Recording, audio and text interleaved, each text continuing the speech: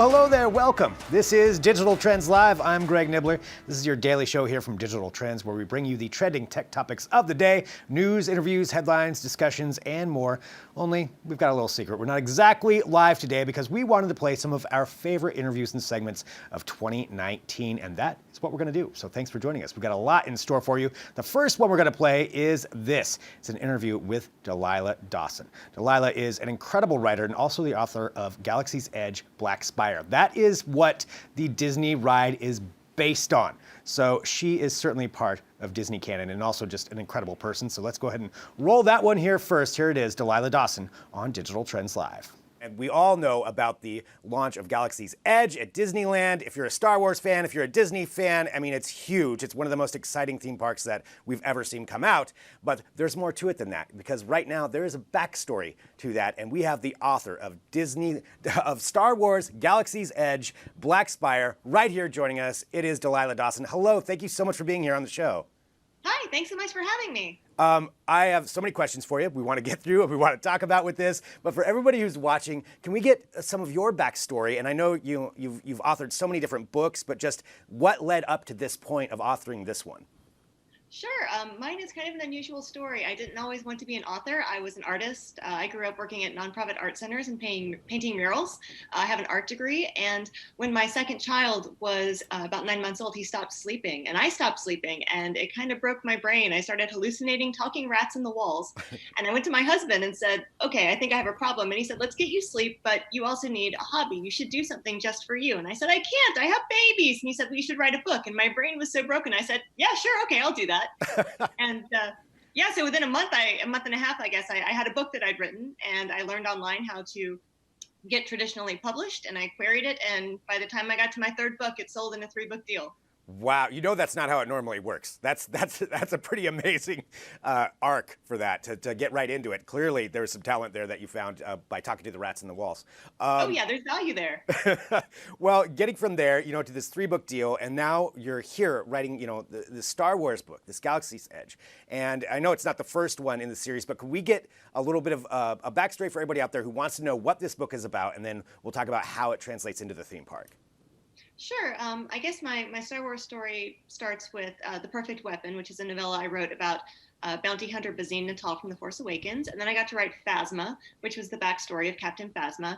And to tell Phasma, we needed a main character who was a resistance spy, a new character that we hadn't seen before. And so we created Vi Moradi, who is General Organa's best spy. And she's the one who teases out Phasma's backstory. And when we open with Black Spire, we see General Organa sending Vi Moradi out to a planet where Leia says, we need a place that no one cares about, someplace far off in the galaxy where the First Order won't come to look for us. We need recruits and we need a base. So please go out and make that happen. And so Vi Moradi ends up at Black Spire Outpost, which we know as Galaxy's Edge. So this is where Vi Moradi ends up there. Now, talking about this and going out to see the actual, Galaxy's Edge, I understand that you were out there not very long ago. What is it like being there and seeing this and walking through this experience with these characters and this world that you've helped fill in the backstory? I mean, you have filled in the backstory for it. What is that experience like? I always say it's kind of like that time on Sesame Street where finally everyone got to meet Snuffleupagus and realized that Big Bird hadn't been hallucinating his best friend for 20 years.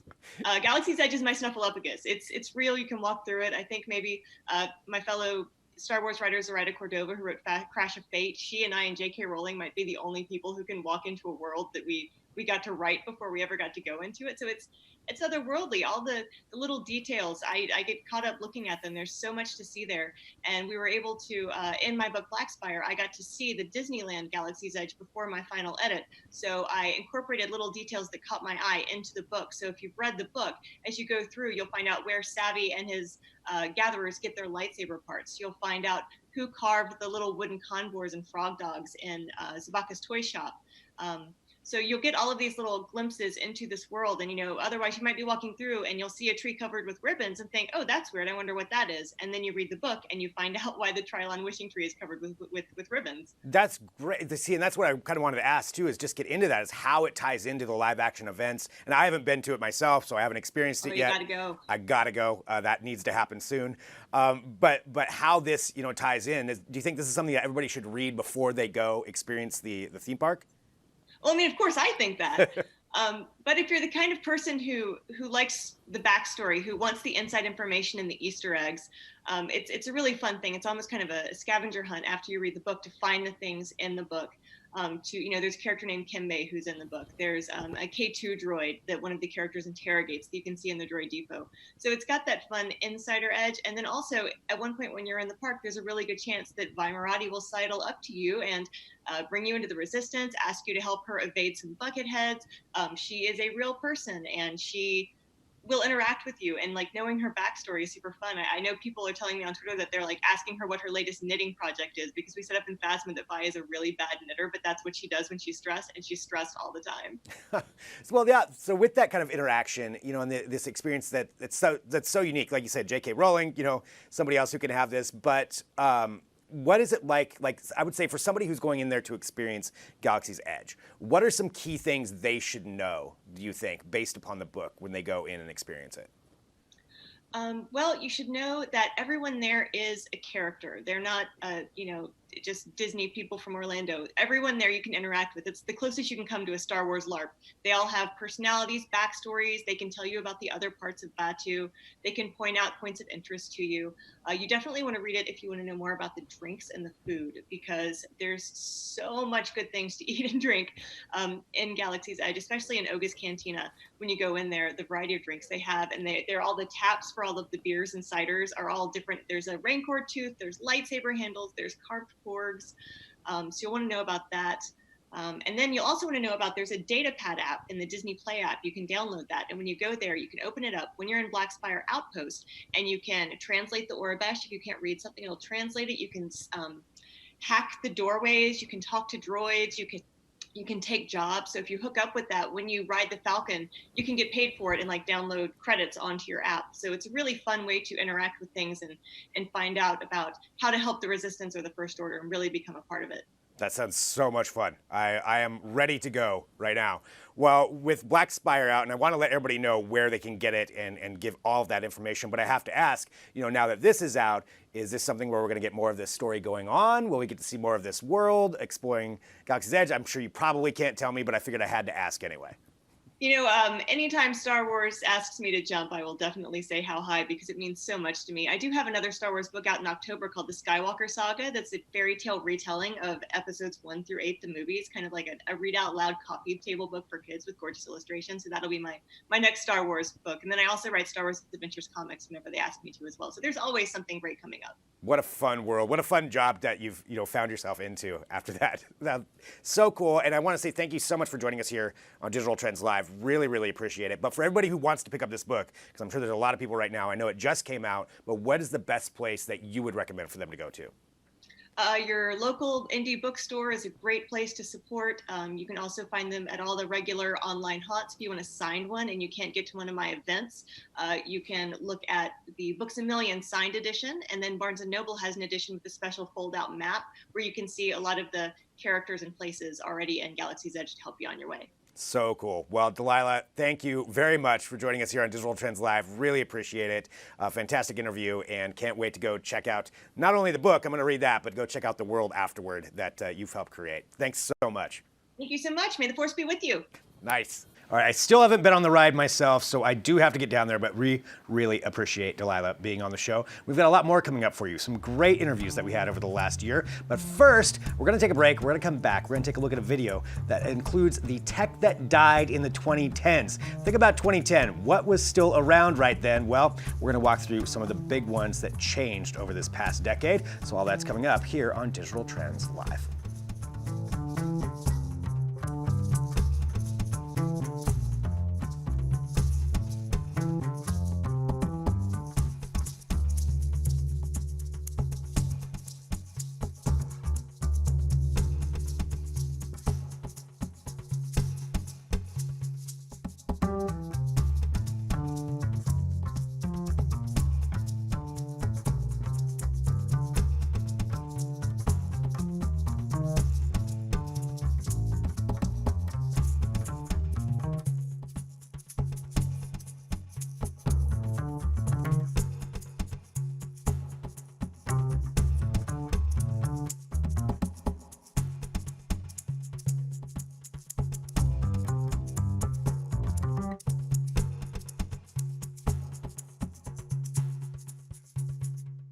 thing about tech is that it's always evolving and advancing, and that means that sometimes perfectly good gadgets get taken out back, put down, and buried. May they rest in peace. Fact is, we could fill a graveyard with all the tech that was killed off over the past decade, with enough terminally ill products left over to fill a hospital. With that in mind, here are 10 tech celebrities that, for better or worse, met their end over the past decade. First up is the MP3 player. When the MP3 met Apple's iPod, it forever changed the way we listen to music. Suddenly you could carry hundreds of songs, thousands even, right in your pocket. No more Walkman or Discman, no more of the tapes and CDs that had to come with them. One device, a world of music at your fingertips. Suddenly it got real easy to share and download music. Napster.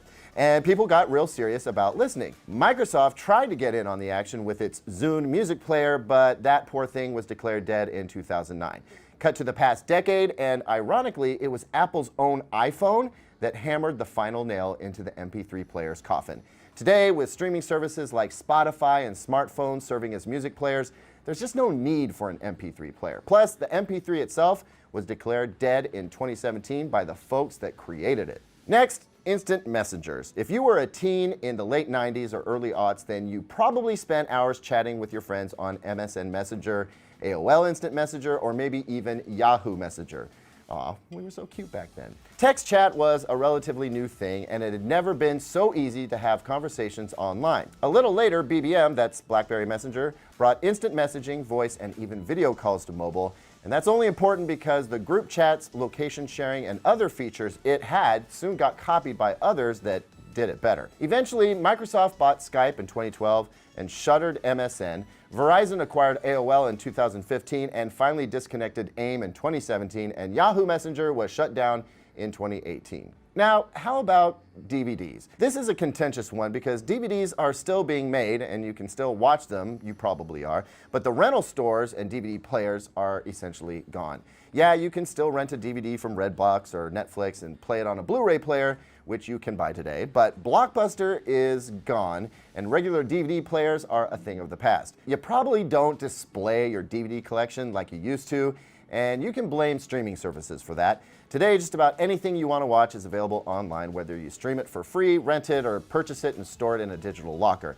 I bet the folks who were at Blockbuster are kicking themselves every day for not buying Netflix in 2000 for $50 million. The chain was over and done with 4 years later, and now Netflix is worth, well, many billions of dollars. Here's one that hits close to my heart. Plasma TVs. Plasma, the original flat screen TV. You know, some TV geeks still mourn the passing of plasma TVs, or at least they did until OLED came around. Plasmas had amazing black levels and color, but unfortunately they were heavy, power hungry, and couldn't get very bright. Perfect for basement home theaters, but not powerful enough to battle a sun-soaked living room. Plasma TVs were phased out when LED backlit LCD TVs had clearly taken over due to being lighter and less expensive to make. Now, net neutrality. Ugh, it's a tough one because it got a little political. The death of net neutrality is considered by some to be the most defining tech moment of the past decade. The idea behind net neutrality is that everything on the internet should be treated equally. This means that if Comcast is your internet provider, it shouldn't be able to slow down your Netflix connection in favor of, say, your Hulu connection. It shouldn't make Amazon load slower than eBay and so on. In June of 2018, the FCC rolled back some rules and net neutrality died.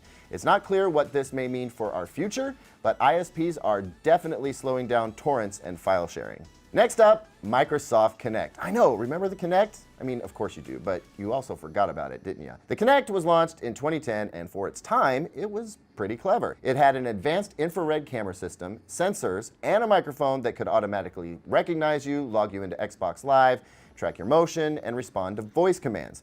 It was like a Wii, Face ID, and Alexa all in one. And it worked. Well, mostly. There were glitches, and it required a ton of space to use, plus the titles that came out which used Kinect were lame. And so, though ahead of its time, Kinect dies. Google Plus. This would be funny if it wasn't so sad. Look, Google is infamous for spinning up different services and products, then promptly killing them off. The huge and growing Google graveyard includes Google Reader, Google Buzz, Google Glass, Project Era, Nexus Player, Bump, Chromecast Audio, Inbox by Gmail, Project Tango, Google Now, Allo, Picasa, Google Wave, Google Goggles, Google Daydream, and the list goes on and on. But its biggest death of the last decade was Google Plus. which was its attempt to build a social network that would rival Facebook. And that's the end of that. Next up is Windows Phone, and yeah, I think we all know what happened here. Microsoft went after Apple because the iPhone was killing it and built a phone using Windows, which was having some trouble on desktop already, never mind a phone version. Nobody wanted to build apps for it, few people bought it, and dead. Finally, you got Vine, and it would be easy to forget Vine since everyone is so distracted with TikTok. But Vine really started the whole short-form video craze. TikTok just picked it up and ran with it. Thanks, Visco girls. Maybe the best thing about Vine is that, like Twitter, it forced creatives to do more in less time and space. Vine may be gone, but it has left its mark on the coming decade already. That's our list, but I'd be remiss if we didn't have some honorable mentions. Here's to early discovery sites like StumbleUpon and Dig, small smartphones like the iPhone SE or the Sony Compact.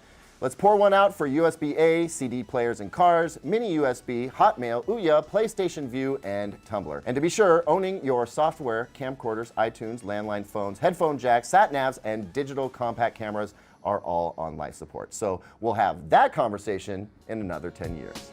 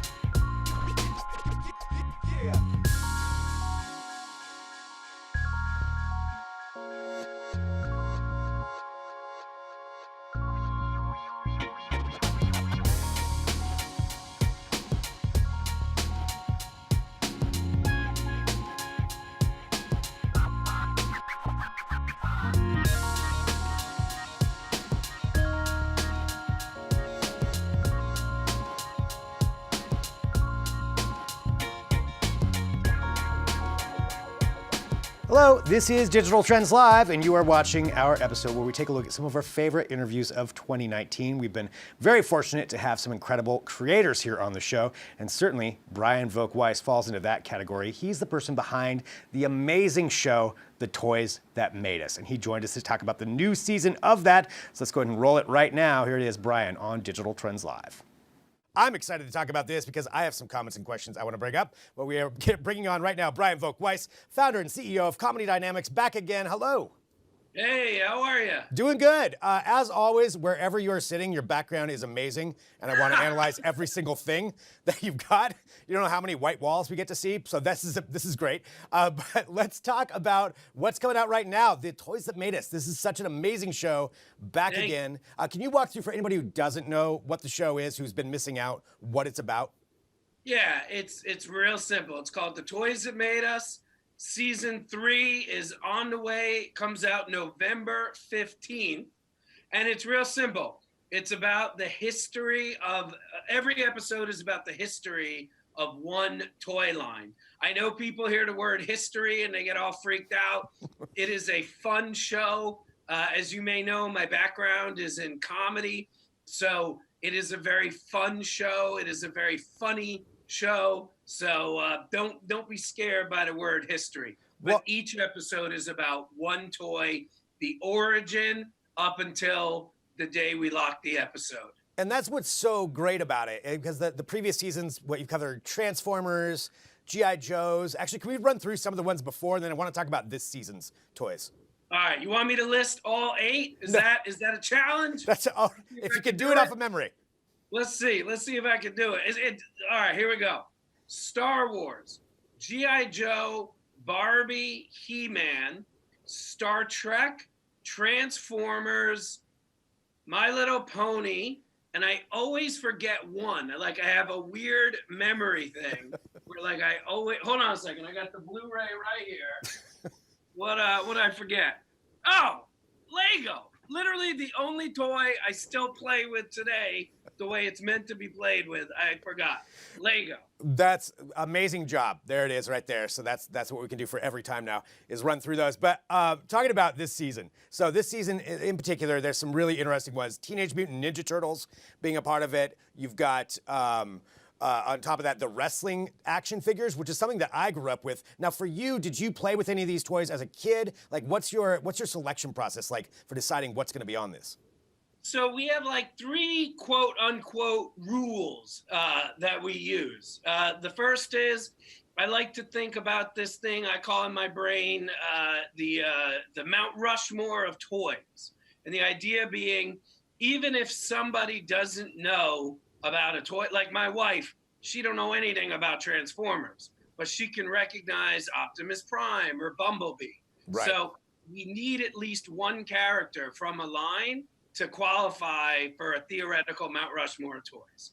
Number 2, I want that toy to be in production since inception up until today. That in that way, we're gonna get at least 2, but with some of these toys, 3 or 4 generations that have been playing with the toy. So, I mean, we hear from people, my grandfather played with G.I. Joe, my father played with G.I. Joe, I played with G.I. Joe, and now my son plays with G.I. Joe. So we want a multi-generational toy. What we don't want, even though this is painful, like I get people are like, you got to do an episode on Mask. How come you haven't done Silverhawks? And I'm always like, Mask was on the air for 2 years. No one knows what the hell it is now. I loved it, Right. but Netflix gives us a lot of money and a lot of trust.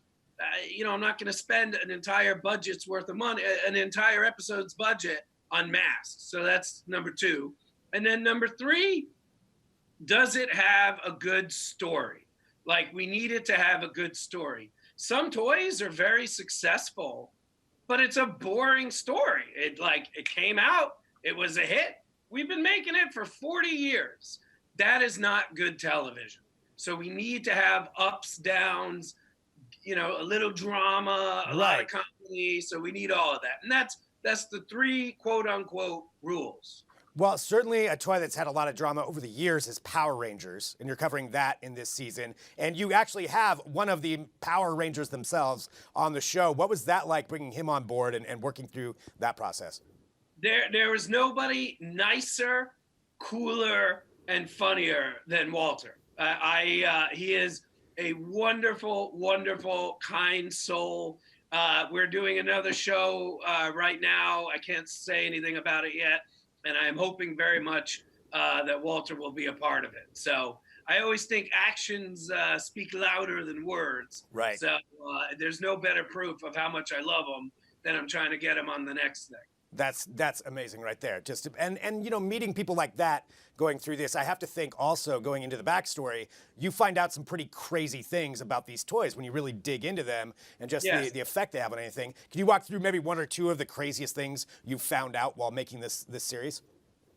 I mean, one of my favorites is that Hasbro was intending to put out G.I. Joe without Cobra. And What? It was Marvel who was hired to make the comic book. They got a box of G.I. Joe toys, and they were like, oh, Hasbro forgot to put in the bad guys. So they called Hasbro. They're like, hey, you forgot to put in the bad guys. And Hasbro's like, oh, there are no bad guys. And Marvel was like, what do you mean there's no bad guy? Who? They all come with guns and tanks, Right? Planes. Who they gonna fight? And Hasbro was like, I guess Star Wars figures and Barbie dolls and stuff. And Marvel was like, well, maybe that's cool for you, but we can't make a comic book without bad guys. And Hasbro was like, well, you make the bad guy. And there was some random staff meeting at Marvel where they were like, all right, we need a bad guy. Who's the bad guy? And someone was like, what about Cobra? That sounds cool. That was the birth of Cobra. That's crazy. I had no. I mean, I'm somebody who played with G.I. Joes. That's just. It's crazy that somebody would go through that entire process and not think about the fact that, oh yeah, you need some conflict or something to build up within the toy. But it's hysterical and the epitome of our show where we find fun facts but try to show it in a fun way. But if you look at the Gen 1 line of G.I. Joe, it's like 18 Joes, 3 or 4 Joe vehicles, Yeah. 2 Cobra dudes. 2 Cobra dudes, yeah. That's pretty sure Joe would have won that one. Right? Well, creating this series too, and I have so many questions about it because I'm a fan of these toys and just hearing this history. But since you work in comedy, you've got to have people coming up to you all the time and probably trying to pitch different toys. Are there ones that you want to get to that you haven't gotten to yet, or if this continues on, that you would really like to go down the road of? There's the obvious ones like Hot Wheels. Right. Another one that's obvious, but most people don't realize it's obvious, is Nerf. Nerf has been, it's so funny. If you look at the top 5 toys over the last 30 plus years, it goes up and down and left and right, and things are always coming in and out. The only toy that is always in the top 5 and usually is number 1 is Nerf. So I would love to do a Nerf episode because A, it's very popular, but B, great story. The founding of the line, how it all happened, the business story behind it, a lot of comedy. Early Nerf is not what is now Nerf, or even what would be Nerf by the 90s. Now Nerf is like Gatling gun, like it's a great story. But the episode that I hope that I get a chance to do, hopefully, and I would hope this would be the last episode we can do, would be an episode called The Toys That Should Have Not Been Made.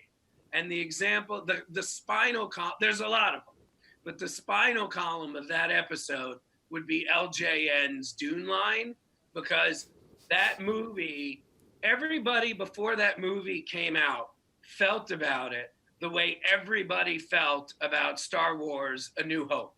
So we literally could do interviews where we show Jim Swearingen from Star Wars being like, the moment I read the script, I knew it would be a big hit. And of course, Star Wars was a big hit. There is people at LJN who said the same thing about Dune. And that movie, everything it touched, it destroyed. Yeah. Like David Lynch didn't direct for 10 years. LJN went out of business. And I'm also obsessed with the movie and the toy line. So that I would hope would be the last episode, because it's the perfect bookend to the first episode, which was all about Star Wars. That's an amazing idea. Now it makes me want to ask you about Dune and just the remakes that are coming out and how you think they're going to do. But we can save that for another episode.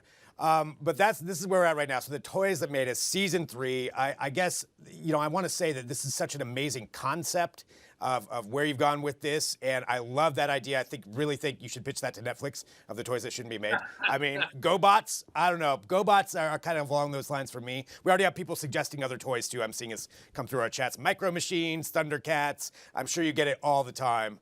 But it's do a Hot Wheels episode. You heard it here first. I promise you, it might be 8 seconds long, but we will get to Micro Machines. I played with Micro Machines. I did not play with Hot Wheels. Same with me. I mean, I had a couple, but I was obsessed with Micro Machines. Right, between that, I mean, you get the speed talking guy back, whatever his name was, boom.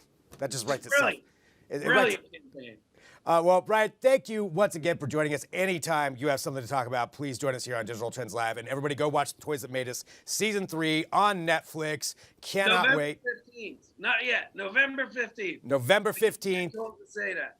November 15th on Netflix. So save the date, watch it. In just a couple of weeks, you can check out all the episodes right there. Brian, as always, thank you for being here on Digital Trends Live. Thank you for having me. I have watched that season, and I have to tell you, it is amazing and nostalgic at the same time. So thank you to Brian for joining us here on Digital Trends Live. And coming up next, we're going to take a break, and then we're going to have an astronaut on the show. Which astronaut? Well, you're going to have to stick around to find out. That is coming up right after this break here on Digital Trends Live.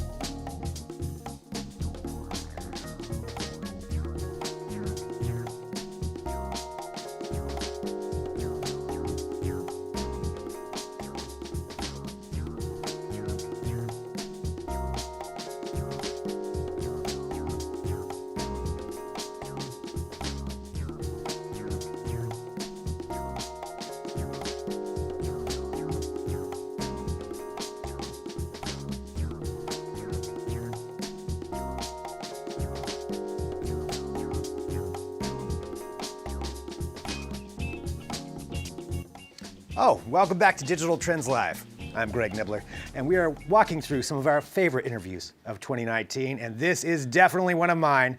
It is with an astronaut. Now, I promised you I'd wait until now.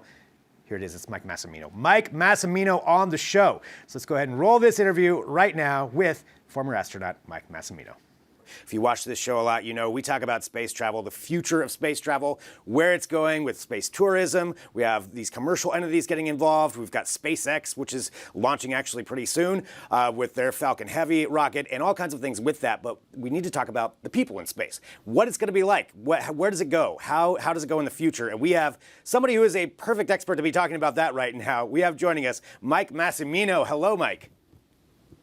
Hey, Greg, how are you? Doing great. Thanks so much for being on here. I think you were on here a couple of months ago, but you were in a car driving around to some secret location. Oh, it wasn't a secret location. It was a Long Island Expressway. Okay. That was in, Listen, that's right. I think, what were we talking about? I can't even remember. I think it was a landing on Mars. Yes, that's what it was. Yeah, I think that's what it was, Yeah, All right, this is a more comfortable environment to be doing that in than the Long Island Expressway.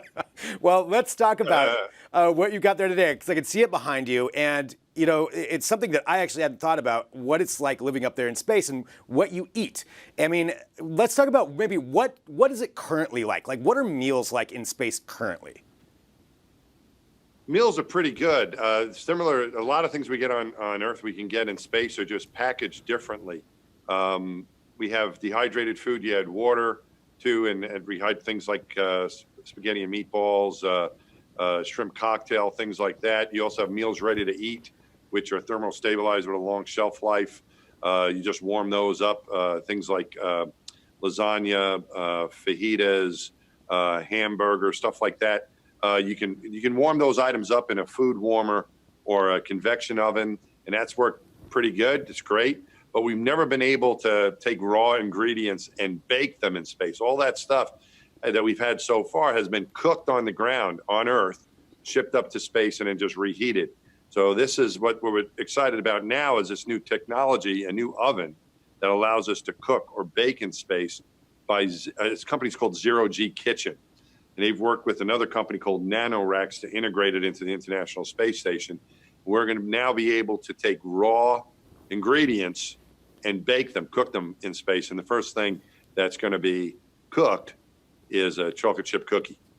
Nice. Well, I want to talk about the technology behind it and how it works actually for this Zero G oven. But let's just kind of answer this too. Why is it important to be able to cook with raw ingredients in space? Well, as we venture further off into our exploration with people to beyond the space station, we're going to need ways to be able to provide food and water and safety, breathing air, of course. Food is a big part of that. And we're not going to be able to cook everything ahead of time and bring it. It's not going to work. Stuff's not going to stay fresh for as long as we'd like. We need to find ways to be able to grow food along the way. And we've done those experiments on the International Space Station successfully so far, and be able to grow plants like lettuce that we can eat. And we also want to be able to cook while on our way as well. I think this is pretty vital to our ability to travel long distances and not to have everything ready to go. That's really infeasible. We're going to have to be able to grow food, make food, prepare food, cook along the way. So I think it's important for that. I think that food is more than just food in space. And I think it is to some extent on the ground as well, but particularly when you're in an extreme environment away from home, it serves not only to give you nourishment, but also to give you this sense of comfort, of community, of sharing a meal with someone, of reminding you from home when you're away. And that's why I think in this case, a chocolate chip cookie is a pretty good choice for that. Particularly, I'm happy about partnering with DoubleTree from Hilton on this project, because it's the same exact cookie that they serve in the hotels. You're traveling around the world. I always find it very comforting to enter the hotel and see those chocolate chip cookies there waiting. Reminds me of home, makes me feel at home, feel comforted, even though I might be in a place I've never been to before, an unfamiliar place. Now, space is like the extreme experience in that regard, being away from home.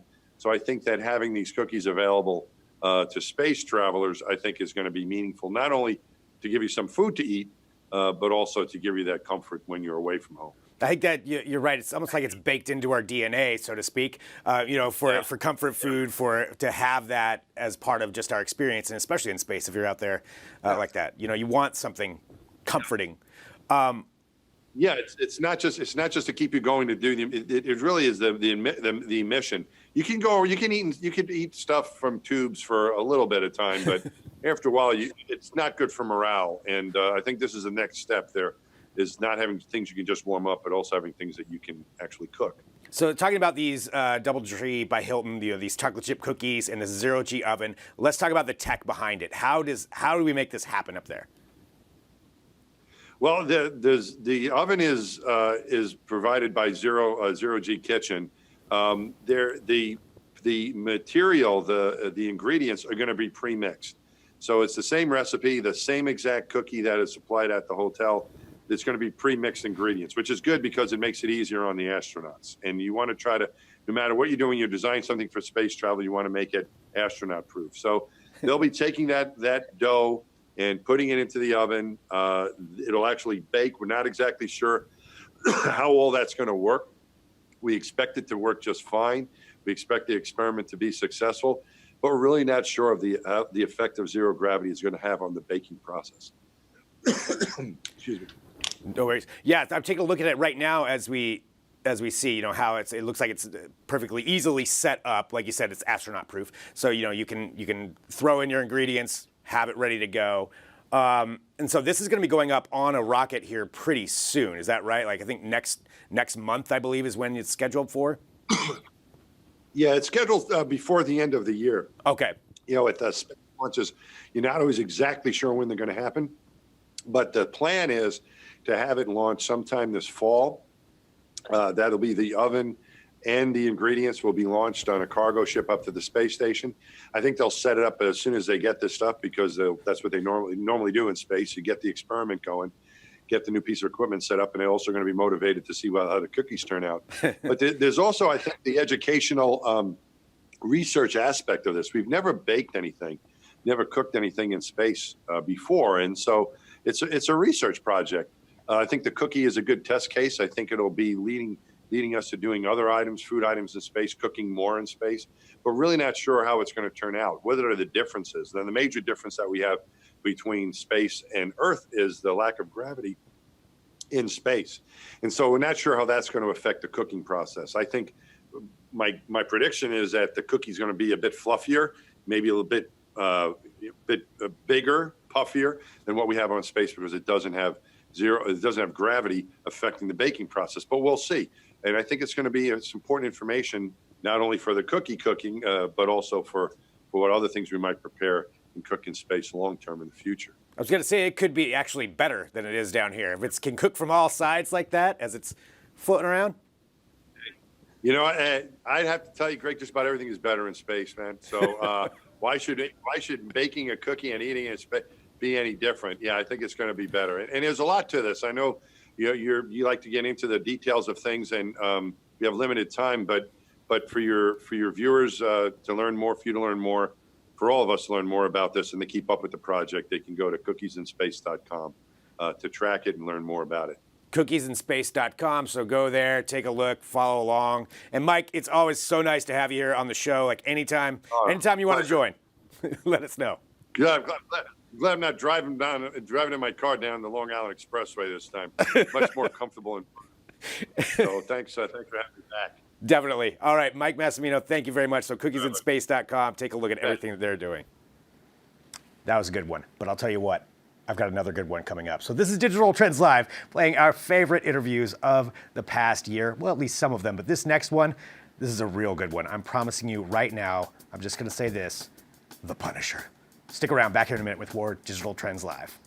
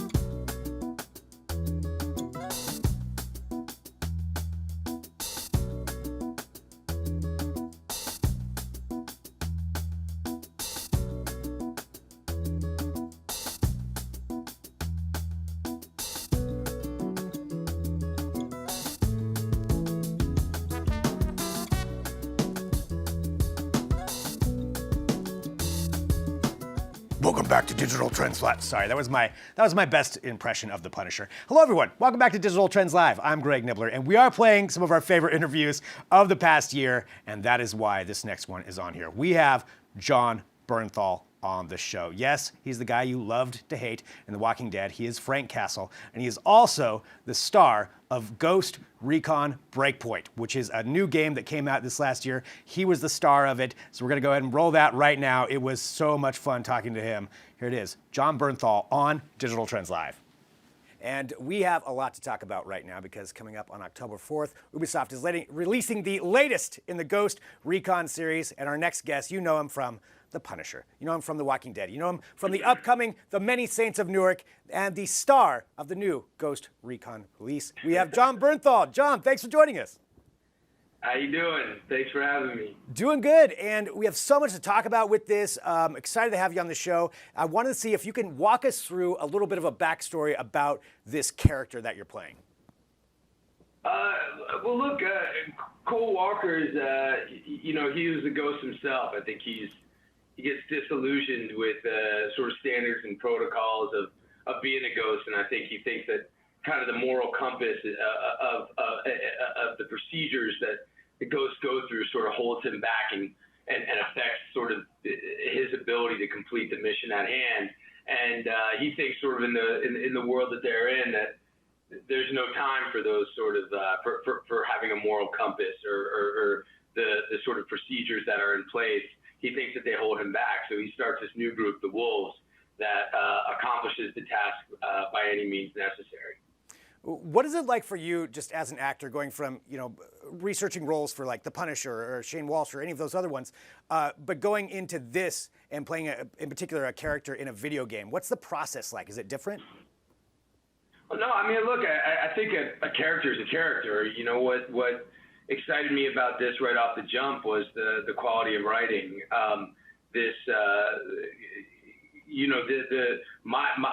stuff that I had to do in this game was written by combat vet, and I really appreciated that and respected that. There were special forces, technical advisors on set at all times, helping me not just with the way that I hold a weapon or move or talk, but getting into sort of the feelings that are behind the scenes, and they were there to provide support and insight. And I think any time that you get to work hand in hand with the vet and when they're generous enough to sort of open up about their experiences, that's something that you have to treasure. And that is one of the things I'm most grateful for in my career is the vets that I've gotten to work with. And I have deep respect for Ubisoft that they tried to, tackle that in this way and that they really strive towards authenticity. That's something I really appreciate.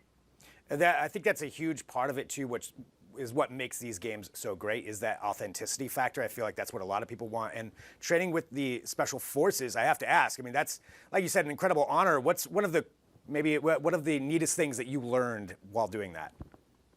Well, again, I mean, aside from just, the physical training, which, I get, is amazing and unbelievably valuable, and the weapons and the protocol and all those things.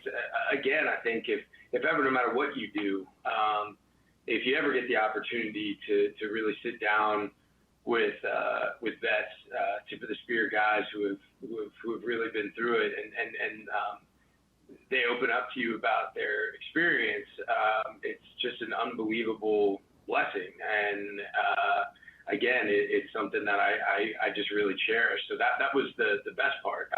And now, just like many others that I've gotten to work with over the years now, Emile Dubon is the Green Beret who I work closest with on this. He's become, an unbelievably close friend. So that's by far, I mean, I always think in this business, it's the people that you meet along the way that's the best part of it. And, making a new friend, there's nothing better than that. Talking about the authenticity and going off of that, talking about the accuracy of the game, the graphics are incredible. And I know that you went through a really extensive motion picture or motion capture process for that. I wanted to ask about what that process is like and what it's like seeing your full likeness on screen when it's all done. Well, I'm not a big fan of seeing myself, even in mocap. I thought maybe I could sort of tolerate my big old nose and my giant ears on mocap better than I can on film and television, but it was equally as revolting to me. So, but the process of it, man, was really interesting. I was staggered. I was blown away by the technicians.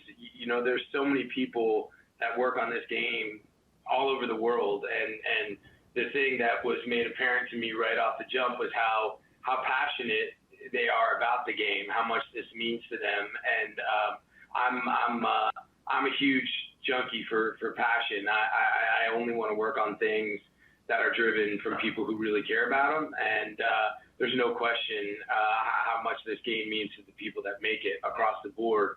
I know so little about like computers and tech stuff. I'm kind of a monkey, and I was really blown away by what these folks can do, and it was great to sort of like not understand any of it and be in great hands. And the process, you know, the actual process of the mocap was really fun and rewarding. You know, the acting in that world was really rewarding. The process I really enjoyed. You know, doing it in one take. Doing it in a room with 800 cameras so you don't go in for standard coverage. I thought that was a really fun and rewarding and challenging way to do the kind of work that I normally do. It's got to be an interesting experience. I mean, and talking about it from the video game standpoint, you've played so many different iconic characters. I just want to ask this, like in the video game itself, in Ghost Recon, which of your past characters do you think would do the best? Oh man, look, I always would say put money on Frank Castle, man. You know, I think Frank would feel right at home in this world. You know, I think he would hand out a good can of ass whooping in this world for sure. Yeah, I'd have to agree on that. That's pretty safe bet. Mm-hmm. Well, talking about all of these. You've played so many iconic characters in the past, but we see so many different video games being made into movies or franchises, and there's a lot of rich stories in there. Is there any classic video game character that you would ever consider playing in an actual role? Oh man, classic video games. I don't know, would I be good Pac-Man? I don't know. I feel like, I've been playing with the kids is Mike Tyson's Punch-Out, Little Mac. I mean, he's really small, but that would be really cool, I think, Little Mac, as his rise up through the ranks. I really dug that game, Castlevania. I mean, I'm old school, probably aging myself here, but, that's sort of the limits of my video game knowledge. But, I guess that's the best I can do for you on that one. Oh, I think Castlevania would be perfect. That's got to happen. Yeah. Somebody's got to be getting that done right now. Right. Well, going with that, like talking about some past games, what was your favorite game as a kid? Was it Castlevania or Pac-Man or something else? I like Galaga, man. I really like Galaga, and I still, if I see it at the old school Galaga in arcade, it's hard for me to pass that one by. I'm still very much into that. Well, yeah, and I agree. Galaga is awesome. I still love that one. Right? Yeah, it's a classic. I feel like that's one that's never going to go away. It doesn't even matter. You mentioned aging yourself. I feel like everybody can still enjoy it. Looking 100%. at it, looking at it from this, I did want to ask just a couple of questions about tech too, and especially since you travel all over the world. You're filming all over the place. You're constantly on the go. What is the one piece of tech that you can't live without? One piece of tech. If it's a phone or. Yeah, I mean, I take my phone. Obviously, sadly, I try to tell my kids that there was a time in which we could actually do things, without a phone. But it seems harder and harder. But I do think the most important thing is the weather. The weather app on your phone. It's very important, and I am very grateful for that, because you never know what the weather's going to be like in different places. And, it used to be that you'd have to call the weather, but it would be very hard to call the weather in different spots. I think that phone, you just type the old city in and get the weather I'm pretty into that. Okay, there is controversy when it comes to weather apps. We've had debates about this. Which weather app do you trust the most? I just use a good old weather on my iPhone. I didn't even know that there were. It seems to work really well. I've never had any problems with it. I love it. Yeah, good old weather. Okay, don't Google what's the best weather app then, because there's huge debates about that. Okay. What do you like? What's your favorite weather app? We just found out about one I think it's called Dark Sky, that one of our people here, Drew Prindle, was telling me about, that's actually pretty accurate. That one and Weather Underground. That's another one I would recommend. Okay. Yeah. Okay. This sounds pretty bleak, dark skies. All right. I know, cool. right? All right. That's what I thought too. Maybe he was just tricking me. I don't know. But Weather Underground, definitely. Yeah, I would go with that one. Okay, a couple other questions here, and I know that we got to let you go, and I really appreciate you having some time here with us. Oh, all good, man. Yeah.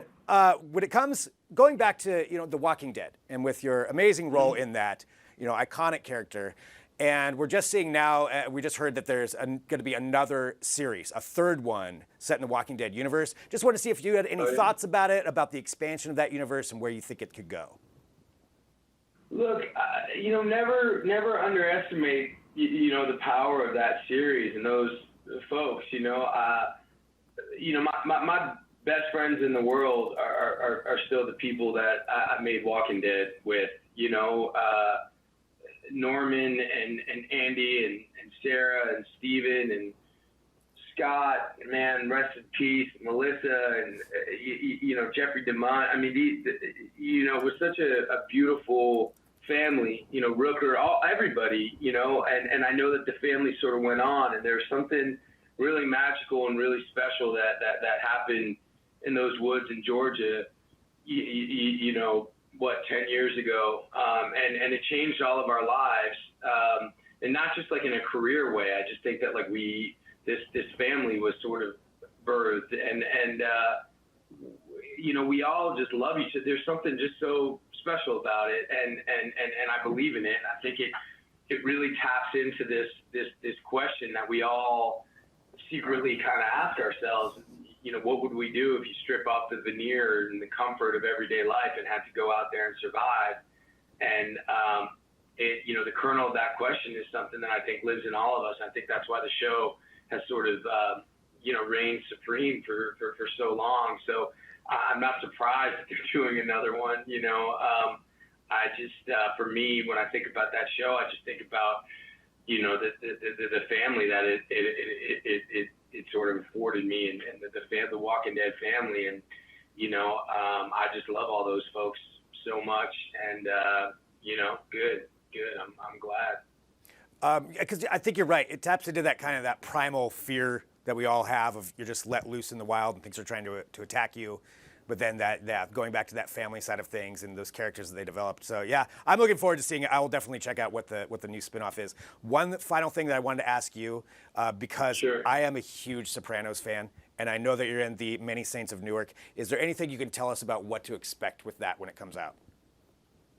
No, I can't really say anything about that. Fair enough. I had to ask. Yeah, that's it. It's David Chase, man. It's David Chase.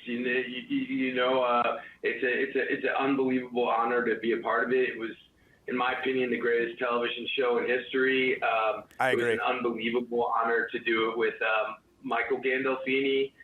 This was such a personal and, in my opinion, kind of heroic journey of his. To play a younger version of the role that his father played. And I believe in him. I love him. I love Mr. Chase. A great cast, Vera Farmiga. I mean, just like great, I really hope people dig it. And it's unbelievably humbling because it's just, you can never, I can't say enough good. The best part for me, honestly, about being in that movie and the process of doing that movie is being able to go back and rewatch the show and living with that show again, because it's just so freaking good, man. So I just really hope people dig it. Well, I can't wait for that, and I can't wait to play Ghost Recon Breakpoint. And I want to say thank you so much for joining us too. Any final thing that you want to give to fans for playing this game that they should expect? I just think you guys are going to be blown away.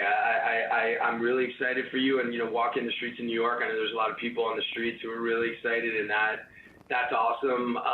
I really enjoyed this process, and it's just really well done, and I hope y'all have fun playing it. I hope it ignites your imagination, and I'm grateful to be a part of it. Well, Jon, thank you so much for taking some time to talk to us. Really, really appreciate it. And hopefully we'll talk to you soon. That was so much fun having Jon on, just so he knows he's welcome anytime on Digital Trends Live. Maybe we'll get him back in 2020. But coming up next, we're going to take a break. We're going to come back. We're going to play one of our videos showcasing some of the biggest internet faux pas of the last decade. There's a lot to choose from when it comes to that. We're going to pick out our highlights, and that's in a video coming up. So stick around back here in a minute with more Digital Trends Live.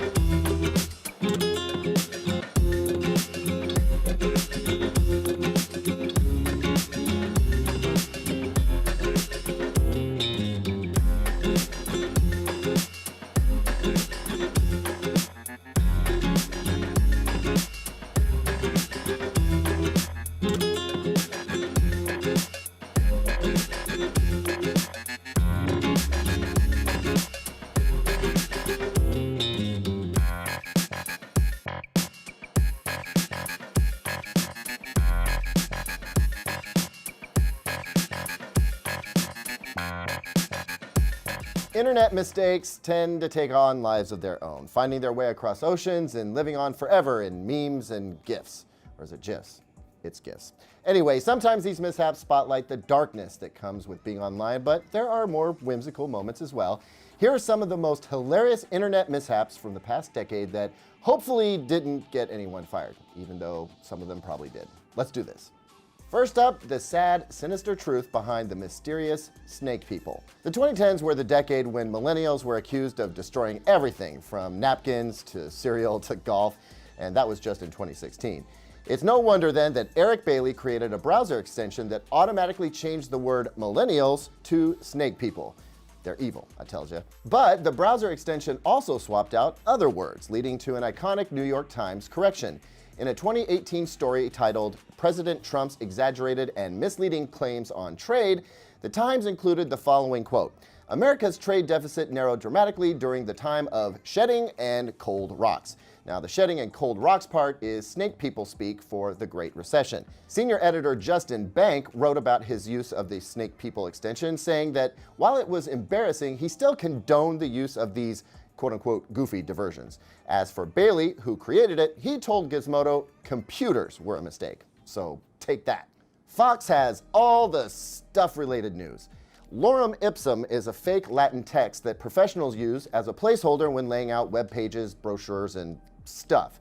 The letters TK are also used to mean to come, as in these words aren't ready yet, so don't hit publish yet. Well, someone at Fox News used neither, and instead inserted the much more interesting "wee stuff, yo," and "here is some stuff for yo" into headlines and paragraphs on a web page prototype. Somehow, all that gibberish briefly made it onto Fox News' main page during routine site maintenance. The mistake was quickly fixed, but for a short time, the homepage had revived a story about World Zombie Day. So tangry. Apparently, artificial intelligence goes Nazi when the whole garbage in, garbage out model is allowed to take hold. Microsoft released a chatbot named Tay on Twitter in 2016, and trolls inundated it with racist, anti-Semitic, sexist slurs. Unfortunately, Tay parroted the tormentors, and Microsoft hurriedly took the bot offline after less than a day. Having learned its lesson, Microsoft then released Zoe, a tamer chatbot that doesn't do politics. No way, EA. In 2017, Electronic Arts released Star Wars Battlefront 2. Fans were dismayed with the game's long grind times and use of paid loot boxes. They were complaining on Reddit, and an EA account responded, quote, "The intent is to provide players with a sense of pride and accomplishment for unlocking different heroes," end quote. And they said that the company appreciated the candid feedback and the passion the community has put forth. That passion was on full display when the comment received over 683,000 downvotes. It now has the dubious distinction of a Guinness World Record for most downvoted Reddit comment. EA ended up suspending microtransactions before the game was released, proving that every downvote counts. Oopsie McOopsface. This has got to be my favorite one. Look, back in the 18th century, Captain George Vancouver went around naming locations and sites after his ship, HMS Discovery. There's a Discovery Passage, Island, Bay, and Port.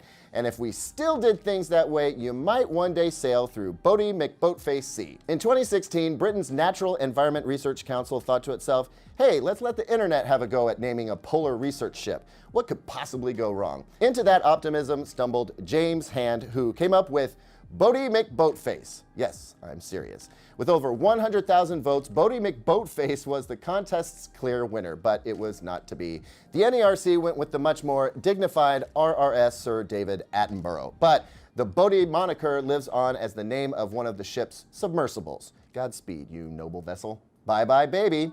For years, Justin Bieber's Baby was YouTube's most disliked video. Then YouTube's own creation unseated the reigning champ.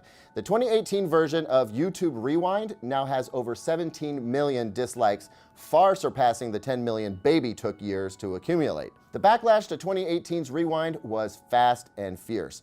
Creator Marquez Brownlee gave a detailed breakdown about what went wrong.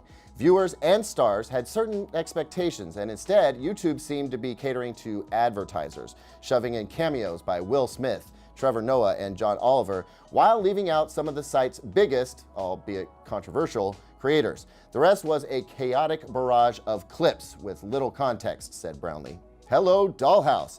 Quick, if you're watching this, hit pause and mute your Echo speaker so Amazon's you-know-who doesn't light up. Now, if the news anchor in this story had just done what I did, maybe this wouldn't have happened. See, Amazon's Alexa doesn't take a day off. She's always listening, and in 2017, she tried to order a bunch of dollhouses. First, a Dallas child managed to order a $162 dollhouse through her family's Echo Dot. Then, a reporter at a San Diego, California station covering the story said during the broadcast, "I love the little girl," saying, "Alexa ordered me a dollhouse." Yeah, you can guess what happened next. Every Alexa in hearing distance took it as a command. Most of the orders didn't actually go through since Alexa requires a verbal confirmation before making the purchase. Still, it's not a flawless system, and a year later, a commercial caused Alexa to order cat food for a viewer. A walk-in to remember. The internet has allowed interview from home to be possible, and that's what Professor Robert E. Kelly was doing with the BBC when he and his family unintentionally became stars in 2017. Kelly was discussing the impeachment of South Korea's then president when his daughter marched into the room. Then his son followed, propelling himself in a baby walker. Finally, Kelly's wife burst in after them, trying to corral them out of frame. Though the professor initially seemed distraught about the collision of his personal and professional worlds, most viewers found it funny, endearing, and completely relatable. That's one heck of a year for internet mishaps. Here's to another decade of entertainment served up by the worldwide interwebs. We'll see you in 2020.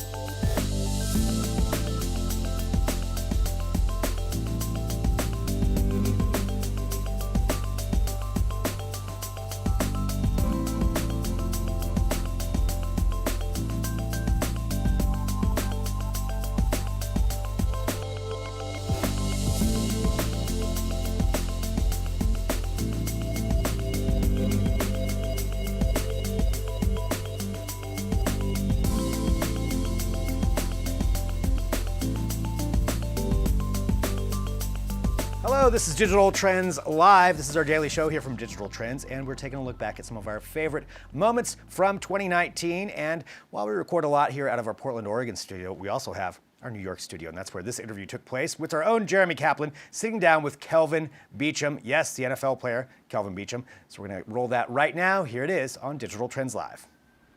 Thanks, Greg. Yes, great to be here. I am joined by Kelvin Beachum, NFL player, activist, investor, philanthropist, professional speaker.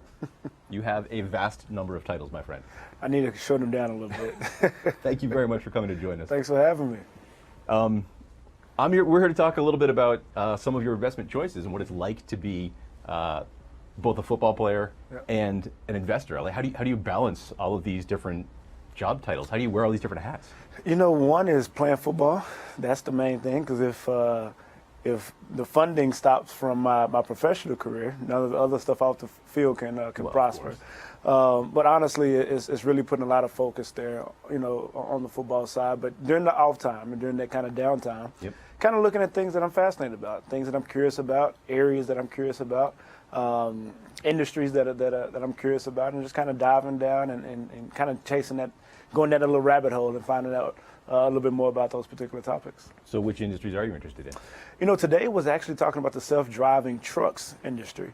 So you have companies like Starsky's Robotics that's doing some things in that particular space. Embark is another company that's doing some things around that particular sector. And one of the guys I was talking to today, I asked him, well, how big is the market? Is it a winner-take-all market, or is it a market that is going to be just one clear defined winner in that particular market? He said, well, the market is huge.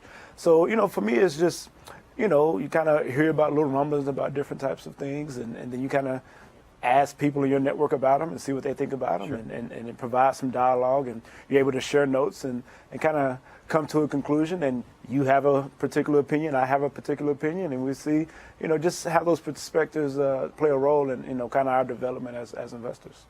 Well, I have an opinion, but you've got several $100 million to invest. One day. But the self-driving truck thing is fascinating. A lot of people think about self-driving cars, and it's fun to talk about those, of course. But you're right. Trucks are where the money's at, right? That's going to happen a lot sooner. It's going to happen a lot sooner. You know, you think about workforce development. I think that's the pros and cons that everybody keeps kind of coming back to. You think about use cases. You know, self-driving cars is a use case, but self-driving trucks is, I think, a better use case, because you think about safety being one. You think about how much of our economy is done on the roads as far as traveling. If we can make that particular process more efficient, what our economy, you know, look like. You think about different countries that have already been using some of these self-driving trucks. I can't remember if it was Germany or somebody in Europe that had started to put maybe like a 7-mile highway together of a self-driving truck, just testing it out. So there are a number of different countries that are starting to go down this particular route with self-driving trucks. And for me, it's just, again, it's something fascinating. You know, instead of talking about Matt and Game of Thrones, I talk about, you know, self-driving trucks and tech. I find it fascinating too. Do you worry at all about? There's a conversation that I hear about what happens to the jobs, the truck drivers themselves. Is that something that you're fretting about a little bit? You know, the thing is I can see both sides of the equation. You know, coming from the rural areas of Texas, you know, you realize that truck drivers that is the economy. That is what people do for their livelihood. But then you also look at the numbers right now, and some of the numbers suggest that there aren't a lot of people that actually want to drive trucks. So, you know, where it's a tough life. So where do we, you know, draw the line? You know, I think and think about the industry of farmers when you think about agriculture technology. You know, ag tech is becoming a kind of buzzword as of late. You know, agriculture precision. You think about drones and robotics playing a role in agriculture technology. But how does that affect the farmer? You know, well, how many farmers are there that still want to actually farm?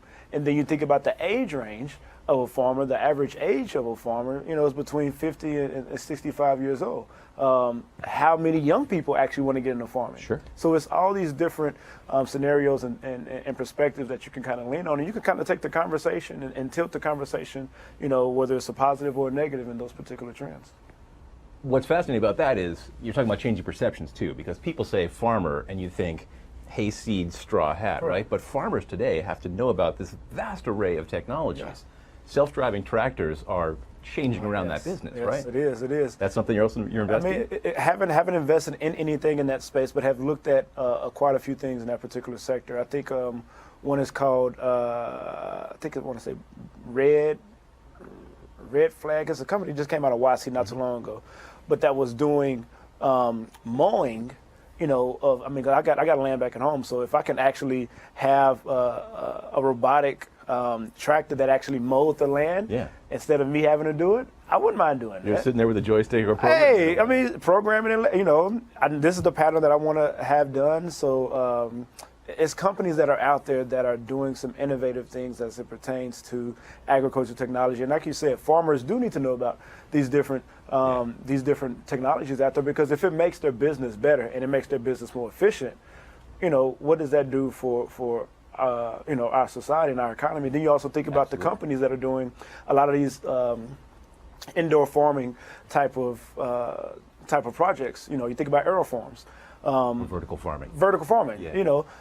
That's down in New Jersey, and how they're changing the game, and as far as being able to produce a lot more healthy greens, but saving us water. So it's these very innovative technologies that are coming out that are making us have these kind of hard conversations about all right, well, what about the human aspect of this? Well, what about the efficiency aspect of this? So, like I said, there are ways that you can swing those conversations. Well, it's just society changing, right? Exactly. And as we lose some jobs, we gain other jobs. That's what I keep wrapping my head back around, is that, yes, we might have fewer people driving trucks, but then there's a whole fleet management career that's going to grow out of this. I was looking at Bloomberg yesterday, and Bloomberg laid out about 10 jobs that are the highest paying jobs right now. Number one was data scientists. Yep. How does data scientists play a role in agriculture technology? How does data scientists play a role in self-driving trucks? They play a huge role. Mm-hmm. So there is, you may have taken a job from, a farmer, but you've been able to provide another job for a data scientist. Well, some people may say, and here's the counter argument to that. Well, do we want people behind their computers all the time? It's so many ways in which you can take this conversation, and so many rabbit holes you can go down to try to make the shoe fit. But, I really feel at the end of the day that technology is really kind of changing the way that we do things in industries that we never really thought about before. Yeah. And it's all about perception, too. It's about how you look at it, whether you're losing jobs or gaining jobs. Exactly. It's all about perception. Exactly. And speaking about perception, my friend, I remind you, viewers, professional football player here. So you are a man yourself who has changed people's perceptions. What's that like? I mean, do you find that people have expectations about who you are, and then you sit down and say, well, actually, that's not who I am whatsoever? Well, the thing is in college, I used to ask this question, is perception reality?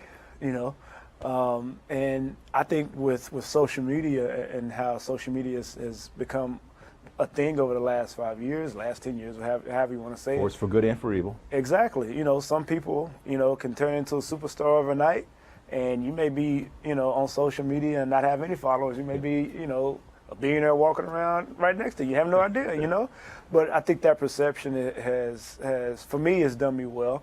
Because I came in as a 7th-round pick in the 2012 NFL draft. I was perceived not to be a guy that could make the team, play for a long time, and now this is going to my 8th year in the league, and I'm still, doing all right. I ain't kicked the bucket just yet. But at the end of the day, what perceptions or what I guess barriers or barriers to entry that people put on you, it's up to you to kind of defy those perceptions. I like that. I like that a lot. Well, one last topic I wanted to touch on. I know you care about STEM as well. Yes, Is that something that you're investing in, or just something you're passionate about? You're trying to change the conversation there? I've done a lot in that particular area, whether it's investing in minority individuals that are wanting to pursue those particular fields. I think that you have to bring awareness to the fact that there is a lack of diversity within STEM education, and not only STEM education, but also equity in education. You also have to think about ways to provide access to it, and access to not only college, but also a career. And if you don't want to go to college, well, what are the alternatives? You think about some of the tech-oriented companies that have come out, Lambeau School, Hobarton School, Pursuit here in New York. They're finding ways to have an alternative model to, instead of going to college, if you don't feel that that's the route to go, here's some alternatives to go that particular route. But it's that whole trajectory: access, awareness, college readiness, the alternative aspect, and then also getting a career. And then, like I talked about earlier with the Bloomberg report, you can make, $70,000 to $95,000 coming out of school. That's well above, the median income for Americans right now. So it's some positives to actually having a good hold on some of the STEM disciplines, so you can be successful not only in life, but as far as your career and your family's career and generationally. Do you think the government's doing enough, or is that something we need to really? Should there be more regulations, more push to improve? There's been a company called Code.org that has really done a ton with making sure that the government is doing everything that they can to try to implement it and make it a part of the curriculum. But I think it's holistic. It's everybody playing a role. It's kids playing a role. It's parents playing a role. It's the school system playing a role. It's the government. It's the private sector playing a role. It's public-private partnerships playing a role. I think it has to be holistic. It can't just be one entity doing this or one entity doing X. It has to be collaboration. And the only way for us to get this generation of kids to be successful in the global economy is for us to do it together. Words of wisdom. I try. Fascinating conversation with Kelvin Beachum, professional football player, investor, philanthropist, and all-around great guy. Thank you again. A pleasure talking. Thanks for having me. Back to you, Greg, for a lot more cool stuff from Digital Trends Live. And again, huge thank you to Kelvin for being here on the show here on Digital Trends Live. And thanks to everybody who's tuning in. We have more coming up, though. So we've got another great interview for you talking about The Simpsons. But before that, we're going to take a break. We're going to come back. We're going to watch one of Riley Wynn's shows. It's called The Deets, where he talks about space junk. Yes, it's a big deal. And this one was a little bit controversial. We had some people that agreed and disagreed, which is why we're playing it for you right now after this break. So stick around. Back here in a minute with more Digital Trends Live.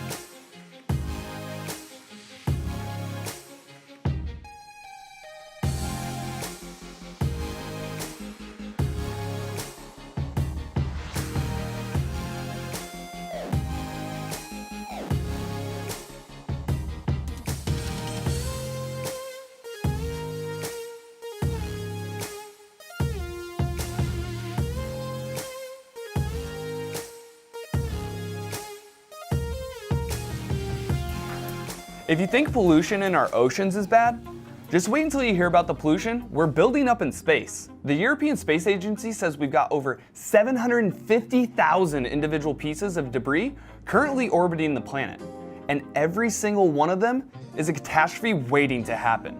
In other words, Earth has some space junk in its trunk, and if we keep dumping stuff in the sky, humanity could be in big trouble. You're watching The Deets, a show where we demystify the technologies that are shaping the future. I'm your host, Riley Wynn. When you look up in the sky at night, you're seeing more than just stars. The space around our planet is filled with discarded satellites, upper stages of rockets, and thousands of pieces of space litter. But exactly how much junk have we thrown into the final frontier? There are more than 5,000 objects larger than 3 feet long, 20,000 objects over 4 inches, and around 750,000 half-inch long objects orbiting the Earth at any given moment. And the problem will just keep getting worse because of our heavy reliance on satellites. Elon Musk wants to put over 12,000 satellites into space within the next few years as part of Project Starlink. Scientists at the European Space Agency, or ESA, are so worried about the amount of space clutter we're generating, they're sounding the alarm about something called Kessler syndrome. That's a cascade effect of collisions that creates more and more debris until space travel becomes effectively impossible. We're not there yet, but satellites already have to make special maneuvers to avoid smacking into trash. You may be thinking, okay, I get why bigger debris is a problem, but what about the stuff that's smaller than half an inch? Is that really an issue? Well, these tiny chunks of junk are typically traveling at tens of thousands of miles an hour, making them more dangerous than bullets from a gun. At those high speeds, a piece of space junk just a single centimeter in diameter can easily have the same level of energy on impact as a double-decker bus driving at freeway speeds. The ESA is calling attention to the space junk issue, releasing a visual aid to help humans understand how bad the problem really is. Check it out. it begins 9.5 billion miles away, where space debris is scarce, then zooms into what's called the geostationary ring of Earth's orbit, where the average distance between two objects is less than 120 miles. Next is low Earth orbit, where 2/3 of all large man-made space objects are spinning around, including active satellites, defunct satellites, rocket stages, and more. Sharing this orbit with all the debris is the International Space Station, which sports plenty of scars from collisions with these tiny fragments. A Dutch artist is also shining light on the issue, literally. Daan Roosegaarde has come up with a project where he shines ultra-powerful LEDs into the sky to pinpoint the individual pieces of space junk as they whiz past Earth at speeds of up to 17,000 miles per hour. So there's plenty of work being done to spread awareness about the issue. But who's actually trying to fix it? Researchers at Tsinghua University in China have come up with a solution for dealing with extraterrestrial trash, a trash-eating spacecraft. The idea is that it will fly around capturing small debris, size less than 10 centimeters in diameter, using a net. Then that same craft will grind the space junk into powder and use it for fuel. The Japanese Aerospace Exploration Agency, or JAXA, have worked on a similar concept with a giant net. But this one has an electronic space whip 6 football fields long. What that does is creates a magnetic force strong enough to affect movement of targeted trash, slowing it down and causing its orbit to decay. The idea is that the junk would burn up as it enters the Earth's atmosphere. But rather than cleaning up the trash in space, why don't humans just stop polluting it to begin with? Well, there's something called the Space Debris Office, and yes, that really is a thing. They created a space sustainability rating. It's a set of guidelines for future satellite operators and space launches. These guidelines are currently being developed by the World Economic Forum, MIT, and the European Space Agency. Sounds great, right? Except anyone trying to clean up space pollution will face the same resistance as anyone trying to clean up pollution here on Earth. It will force companies to put sustainability ahead of profit. If all goes as planned, humanity will be able to get its act together in the next few decades and nip this problem in the bud before we trap ourselves under an impenetrable umbrella of high-velocity space garbage.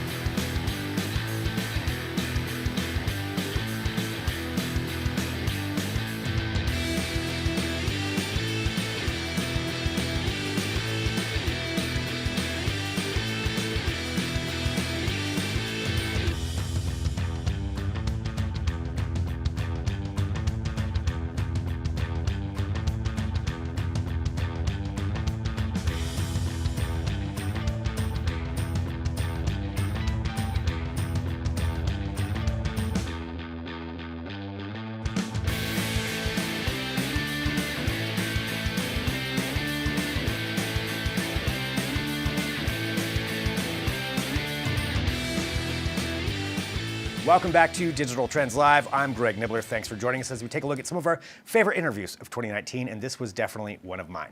The Simpsons finally debuted in its entirety for you to stream on Disney+, and to celebrate, we had former executive producer and showrunner Bill Oakley in studio to talk about some of his favorite episodes. Without further ado, let's roll it right now. Bill Oakley on Digital Trends Live. Means Disney Plus has launched, and of all of the different programming that's on there, certainly something that a lot of people have been excited about is the entire catalog of The Simpsons now available to stream for the first time. And to help us walk through some of this, walk through some episodes and walk through the actual streaming side of things, we have former writer and showrunner for The Simpsons, Mr. Bill Oakley, back on the show. Bill, thanks. It's a pleasure to be here, Greg. Thank you. Thank you very much. It's always nice to talk to Bill. And you know I'm now as an Instagram star, of course, but also The Simpsons, a little thing that you kind of worked on there for a while. Yeah, a long time ago. This is huge. So this is the first time that you can actually stream all of The Simpsons episodes, right? Yeah, this is a big deal, because the thing I've noticed is that people who are under the age of 20 aren't really as familiar with The Simpsons as you might think, because they've had the opportunity for years now to stream Futurama and Bob's Burgers on Netflix, and they just put it on and it just runs continuously, whereas The Simpsons, you didn't have that. You had to log on to The Simpsons world, which required you to already have an account on FXX, I believe, and it also forced you to watch the commercials, at least in my experience, before I gave up trying to do it. Which, yeah, and if you had that experience, then I mean, I'm sure everybody else had. Yeah, and I was pretty dedicated to trying to watch those, and then I was like, screw it, I'll watch them for free on some pirate site. Right.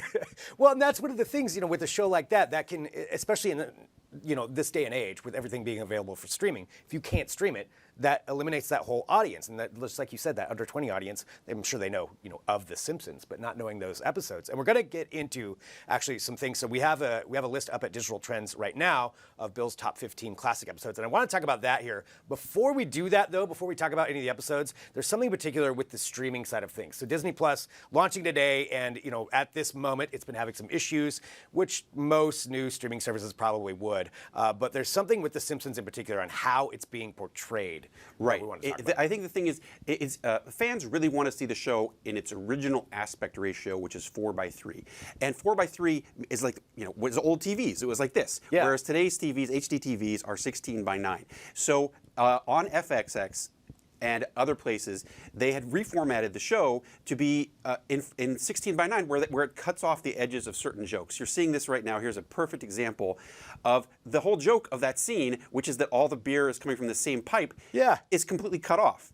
And I've seen dozens of these online. I think there actually may even be a Reddit dedicated to it. Like, the one that I noticed in particular was on Who Shot Mr. Burns. One of the most important clues as to who shot him was completely cut off by this reformatting. I mean, and I assume they probably have some reason, some business reason why they do this. Right. That like little kids don't like it when things are in 4:3 or something like that. That's not the point, though. I mean, at the very least, they could have allowed the people to just click, and as they did briefly, I think, on Simpsons World, that you could click and change it to 4:3.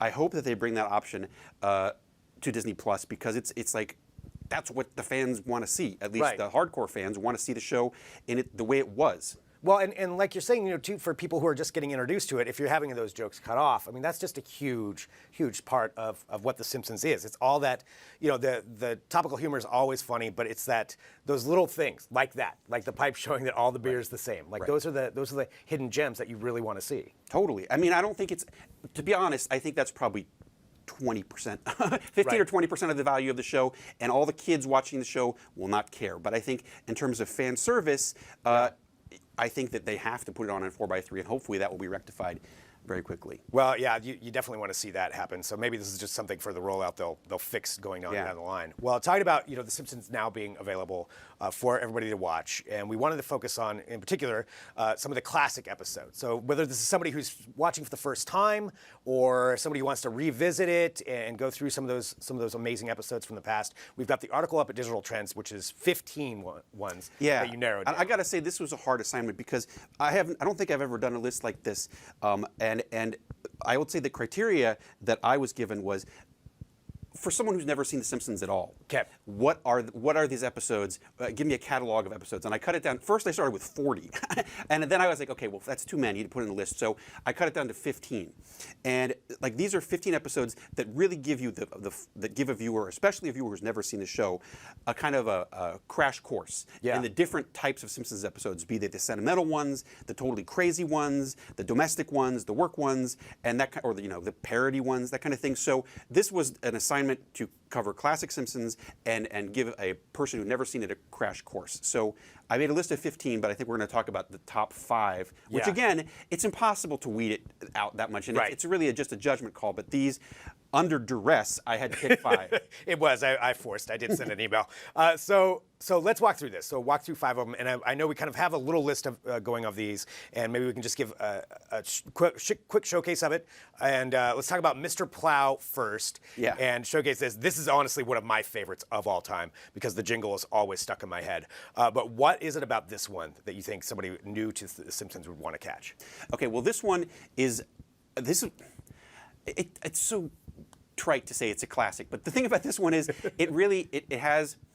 it's got a great mix of kind of a fairly grounded story. It's kind of realistic. It's not like a crazy episode, and it has the family dynamic. It has a number of funny parodies. It has a funny musical guest, and it just has a lot of real memorable moments. But it's a real solid story, and it's also, it's different. It's not the kind of thing you'd see on Friends. You'd never see a thing where somebody would get a snow plow, that kind of thing. It's like it really is a Simpsons type story. Yeah. call him Mr. Plow. That's my name. That name again is Mr. Plow. Always running in the back of my head somewhere. So Mr. Plow, definitely one someone should check out. And so that was, season 4, episode 9. And again, we're walking through some of the classic ones. Let's go to Lisa. So Lisa's Substitute. And that's one of the things with The Simpsons. There's so many great explorations of the characters on there. Lisa's Substitute. Let's talk about this one. Absolutely. This is probably one of the most touching episodes of the series. And the thing about this, it's completely different than many episodes. It's very realistic. It could have been filmed as a movie or a TV show, as a drama for the most part. And it also has Dustin Hoffman, who, although he used a pseudonym, it's Dustin Hoffman playing that character. So it's real moving. It's about the family. It gets to the core of the relationship between Homer and Lisa. And I think it's a great it's a great one to add to the mix. Again, if you were showing this.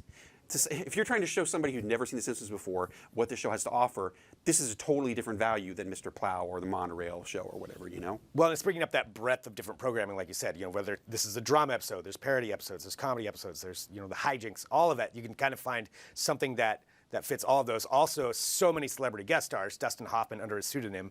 There you go. So that's season 2, episode 19 for that one. And we're walking through 5 of these. There's the full list at digitaltrends.com of 15 of them. Let's go to Simpson and Delilah. And talk about this one. I think this might be the one where I totally fell in love with the series. Really? I was already back in the old days when this was being broadcast on network television. That the first season was kind of a mixed bag. This is the second season, right? Let me double check here. We'll find out. Okay. Yeah.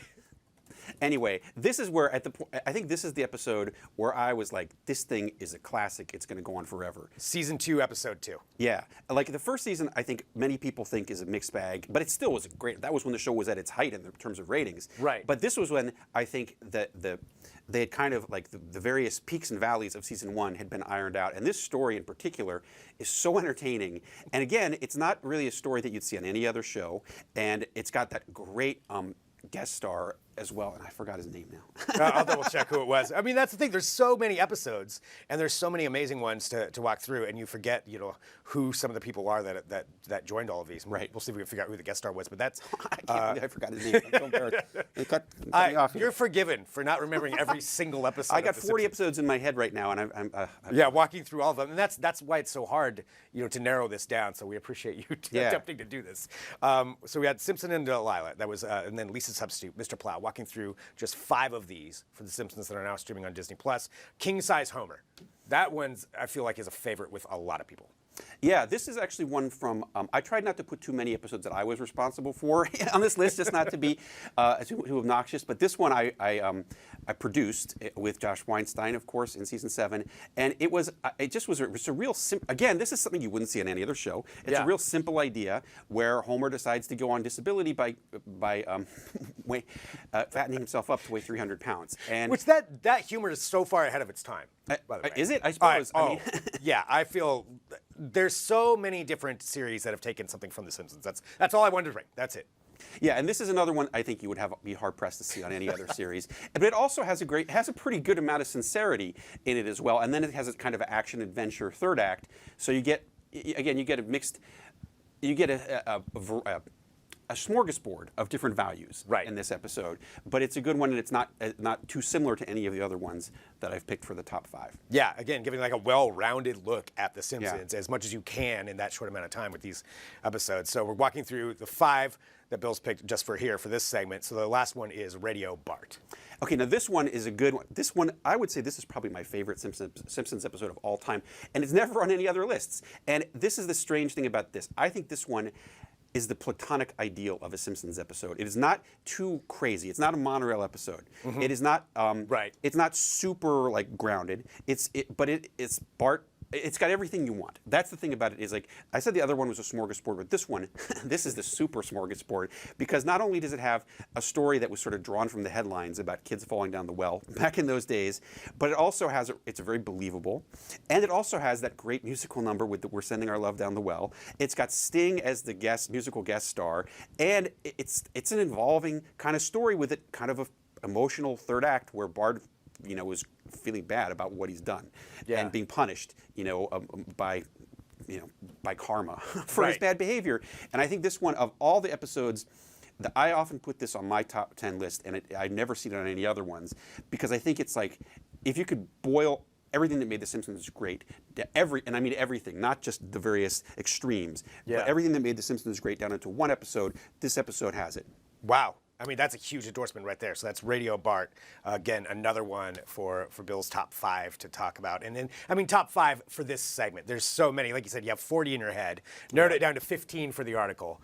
That's at Digital Trends. So I encourage everybody to go there and take a look at it. And then 5 for this. So will you be watching these episodes even despite the fact that the ratio is off on Disney Plus? I don't have Disney Plus, Greg.